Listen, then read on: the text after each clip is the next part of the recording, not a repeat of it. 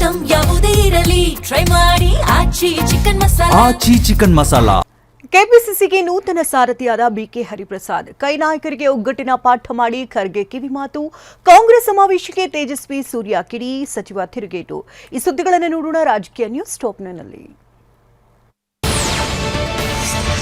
ಬೆಂಗಳೂರಿನ ಅರಮನೆ ಮೈದಾನದಲ್ಲಿ ನಡೆದ ಅದ್ದೂರಿ ಸಮಾರಂಭದಲ್ಲಿ ಕೆಪಿಸಿಸಿಯ ನೂತನ ಅಧ್ಯಕ್ಷರಾಗಿ ಬಿಕೆ ಹರಿಪ್ರಸಾದ್ ಅಧಿಕೃತವಾಗಿ ಪದಗ್ರಹಣ ಮಾಡಿದ್ದಾರೆ.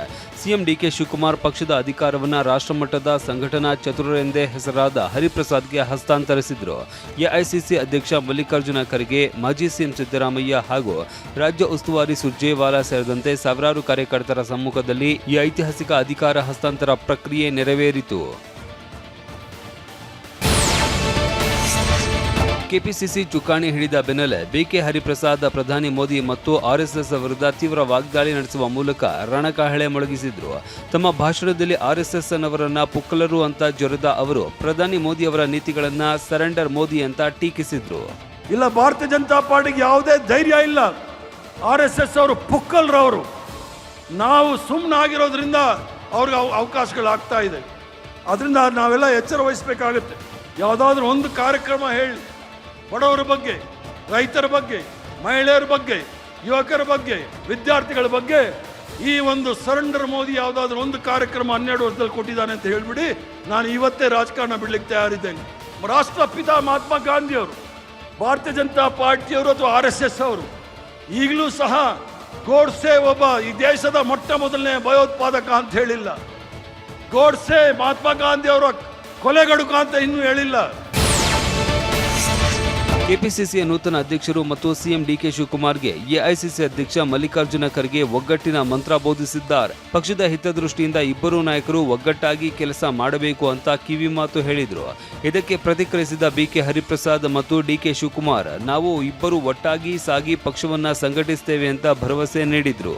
ಇಬ್ಬರು ಒಂದಾಗಿ ನಡೆದು ಎಷ್ಟೇ ನಿಮ್ಮಲ್ಲಿ ಡಿಫರೆನ್ಸಸ್ ಬರಲಿ, ಇದು ನನ್ನ ಕಿವಿ ಮಾತು, ನೀವು ಒಳಗಡೆ ಕುಂತು ಬಗೆಹರಿಸ್ಕೊಳ್ಬೇಕು. ಯಾವುದೇ ಸಂದರ್ಭದಲ್ಲಿ ಪಕ್ಷಕ್ಕೆ ತೊಂದರೆ ಆಗದಾಗೆ ನಾನು ಮತ್ತು ಮುಖ್ಯಮಂತ್ರಿಗಳಾಗಿರ್ತಕ್ಕಂಥ ಶಿವಕುಮಾರ್ ಅವರು ಒಟ್ಟಿಗೆ ಕಾಂಗ್ರೆಸ್ ಪಕ್ಷವನ್ನು ಮುಂದೆ ತೆಗೆದುಕೊಂಡು ಹೋಗ್ತೀವಿ. ಹರಿಪ್ರಸಾದ್ ಅವರು ಕೂಡ ನಾನು ಕೇಳ್ಕೊಳ್ಳೋದು ಇಷ್ಟೇ, ಇಡೀ ಸರ್ಕಾರ ನಿಮ್ಮ ಜೊತೆಲಿ ಇರ್ತದೆ, ಇಡೀ ಪಕ್ಷ ನಿಮ್ಮ ಜೊತೆಲಿ ಇರ್ತದೆ. ಕಾರ್ಯಕ್ರಮದಲ್ಲಿ ಮಾತನಾಡಿದ ಸಿದ್ದರಾಮಯ್ಯ, ಬಿಜೆಪಿಯ ಹಿಂದೂ ರಾಷ್ಟ್ರದ ಕನಸು ಎಂದಿಗೂ ನನಸಾಗಲ್ಲ ಅಂತ ಗುಡುಗಿದ್ರೆ, ಕೇಂದ್ರ ಸಚಿವ ಪ್ರಹ್ಲಾದ್ ಜೋಶಿ ಈ ದೇಶ ಮೊದಲಿನಿಂದಲೂ ಹಿಂದೂ ರಾಷ್ಟ್ರವೇ ಅಂತ ತಿರುಗೇಟು ನೀಡಿದ್ರು. ಈತ ಸುರ್ಜೇವಾಲಾ ಮೋದಿ ಅವರ ವಿದೇಶಾಂಗ ನೀತಿಯನ್ನ ಅಣಕಿಸಿದ್ರು. ಹಿಂದೂ ರಾಷ್ಟ್ರ ಮಾಡ್ಲಿಕ್ಕೆ ಹೊರಟಿದ್ದಾರೆ, ಇದು ಮಾಡ್ಲಿಕ್ಕೆ ಸಾಧ್ಯ ಇಲ್ಲ. ನಮ್ಮ ಕಾರ್ಯಕರ್ತರು ಬಿಡಕೂಡದು. ನಾವು ಯಾವತ್ತೂ ಕೂಡ ಬಹುತ್ವದ ಪರವಾಗಿರ್ತಕ್ಕಂಥವ್ರು, ಬಹುತ್ವವನ್ನು ರೂಪಿಸ್ತಕ್ಕಂಥ ಕೆಲಸವನ್ನು ಮಾಡ್ತಕ್ಕಂಥದ್ದು, ಅದನ್ನು ಮುಂದುವರಿಸ್ತಕ್ಕಂಥ ಕೆಲಸವನ್ನು ಮಾಡ್ತಕ್ಕಂಥದ್ದು. RSS BJP ಹಿಂದೂ ರಾಷ್ಟ್ರ ಮಾಡ್ಲಿಕ್ಕೆ ಹೊಂಟಿಲ್ಲ. ಸಿದ್ದರಾಮಯ್ಯನವ್ರಿಗೆ ಗೊತ್ತಿಲ್ಲ ಈ ದೇಶ ಹಿಂದೂ ರಾಷ್ಟ್ರ ಇದ್ದದ. ಈ ದೇಶ ಹಿಂದೂ ರಾಷ್ಟ್ರ ಇಲ್ಲ ಅಂತಂದಿದ್ರೆ ಈ ದೇಶದಾಗ ಪ್ರಜಾಪ್ರಭುತ್ವ ಎತ್ತಿರಲಿಲ್ಲ. ನೀಟ್ ಮರುಪರೀಕ್ಷೆಯ ದಿನದಂದೇ ಬೆಂಗಳೂರಿನಲ್ಲಿ ಕಾಂಗ್ರೆಸ್ ಬೃಹತ್ ಸಮಾವೇಶ ಆಯೋಜಿಸಿ ವಿದ್ಯಾರ್ಥಿಗಳಿಗೆ ತೊಂದರೆ ನೀಡಿದೆ ಅಂತ ಸಂಸದ ತೇಜಸ್ವಿ ಸೂರ್ಯ ಕಿಡಿಕಾರಿದ್ದಾರೆ. ಟ್ವೀಟ್ ಮಾಡಿರುವ ಸೂರ್ಯ, ರಾಹುಲ್ ಗಾಂಧಿ ವಿದ್ಯಾರ್ಥಿಗಳ ಪರ ಮೊಸಳೆ ಕಣ್ಣೀರು ಸುರಿಸ್ತಾ ಇದ್ದಾರೆ.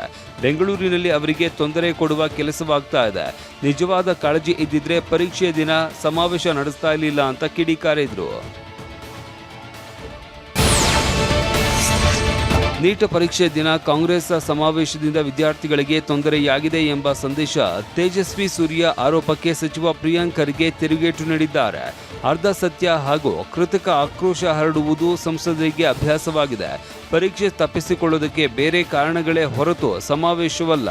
ನೀಟ್ ಪತ್ರಿಕೆ ಸೋರಿಕೆ ಮತ್ತು ಅಂದಿನ ವೈಫಲ್ಯದ ಪ್ರಧಾನಿ ಮೋದಿ ಮತ್ತು ಧರ್ಮೇಂದ್ರ ಪ್ರಧಾನ್ ಹೊಣೆಗಾರರಲ್ಲವೇ ಅಂತ ಸಚಿವರು ಖಾರವಾಗಿ ಪ್ರಶ್ನಿಸಿದ್ದಾರೆ. ಬೆಂಗಳೂರಿನಲ್ಲಿ ಮಾತನಾಡಿದ ಎಐಸಿಸಿ ಅಧ್ಯಕ್ಷ ಮಲ್ಲಿಕಾರ್ಜುನ ಖರ್ಗೆ ರಾಮ ಮಂದಿರದ ಹೆಸರಿನಲ್ಲಿ ಬಿಜೆಪಿ ಕೋಟ್ಯಾಂತರ ರೂಪಾಯಿ ಲೂಟಿ ಮಾಡ್ತಾ ಇದೆ ಅಂತ ಗಂಭೀರ ಆರೋಪ ಮಾಡಿದ್ದಾರೆ. ಅಡ್ವಾಣಿಯವರ ರಥಯಾತ್ರೆಯ ಕಾಲದಿಂದಲೂ ಜನ ನೀಡಿದ ಇಟ್ಟಿಗೆ, ಹಣ ಮತ್ತು ಬಂಗಾರದ ದೇಣಿಗೆಗೆ ಸರಿಯಾದ ಲೆಕ್ಕ ಇಲ್ಲ. ಈಗ ಮಂದಿರದ ಹುಂಡಿ ಹಣವನ್ನು ಲೂಟಿ ಮಾಡ್ತಾ ಇದೆ ಅಂತ ಕಿಡಿಕಾರಿದ್ದಾರೆ. ಧರ್ಮದ ಹೆಸರಿನಲ್ಲಿ ನಡೀತಾ ಇರುವ ಈ ವ್ಯವಸ್ಥಿತ ಲೂಟಿಯ ಬಗ್ಗೆ ತಕ್ಷಣವೇ ಎಸ್ಐಟಿ ತನಿಖೆ ಆಗಬೇಕು ಅಂತ ಆಗ್ರಹಿಸಿದ್ರು. ಮಾಜಿ ಶಾಸಕ ಅಖಂಡ ಶ್ರೀನಿವಾಸ ಮೂರ್ತಿ ಕೇಂದ್ರ ಸಚಿವ ಎಚ್.ಡಿ. ಕುಮಾರಸ್ವಾಮಿ ಸಮ್ಮುಖದಲ್ಲಿ ಜೆಡಿಎಸ್ಗೆ ಮರು ಸೇರ್ಪಡೆಯಾದರು. ಬೆಂಗಳೂರಿನ ಪುಲಿಕೇಶಿ ನಗರದಲ್ಲಿ ನಡೆದ ಕಾರ್ಯಕ್ರಮದಲ್ಲಿ ಪಕ್ಷದ ಬಾವುಟ ಹಿಡಿದು ಮತ್ತೆ ಗೂಡಿಗೆ ಮರಳಿದ್ದಾರೆ.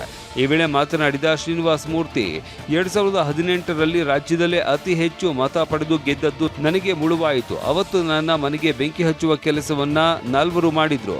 ಇದಕ್ಕೆಲ್ಲ 2028ರ ಚುನಾವಣೆಯಲ್ಲಿ ಜನ ಮತ್ತು ಕಾರ್ಯಕರ್ತರು ಉತ್ತರ ಕೊಡ್ತಾರೆ ಅಂದ್ರು.